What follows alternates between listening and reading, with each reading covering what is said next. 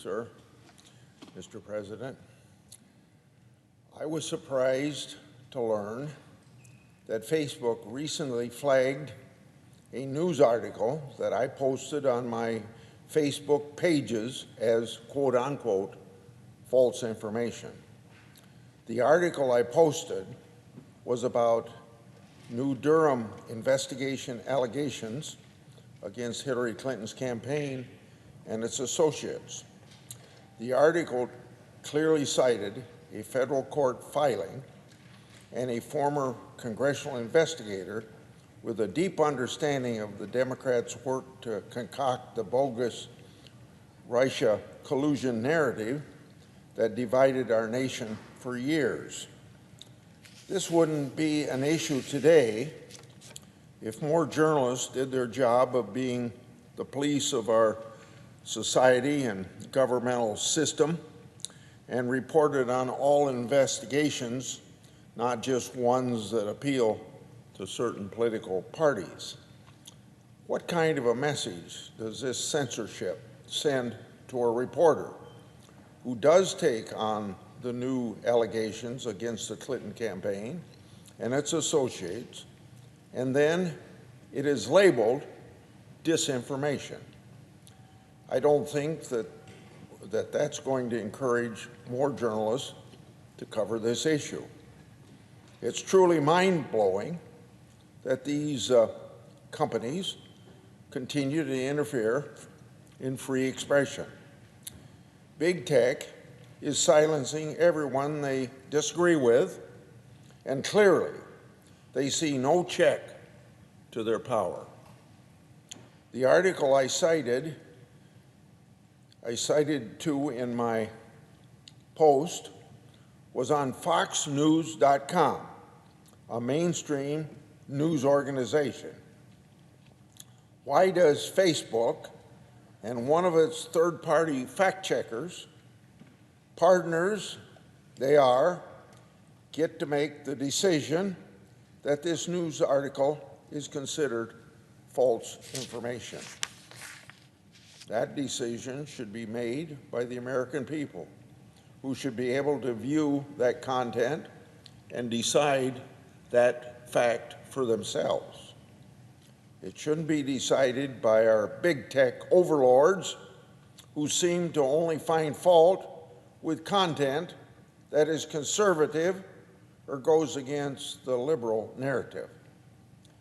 These are the same outlets that allowed information relating to the Steele dossier to run wild and very free, yet censored Hunter Biden's news articles during the 2020 election. Now they're doing the bidding for the Clinton camp. Why are they so afraid of reporting that exposes the Russia collusion hoax? Silencing or chilling free speech and the back and forth discussions of ideas is entirely wrong. Increasingly, we see the tag quote-unquote misinformation or quote-unquote disinformation given to content that the liberal mainstream media simply disagrees with or goes against their chosen narrative. Finding and seeking the truth should not be about silencing voices, but allowing robust discourse. It's time that we examine the Section 230 immunity that has enabled these companies to avoid any liability. We must stop these companies from arbitrarily deciding what speech is acceptable for this free country we live in.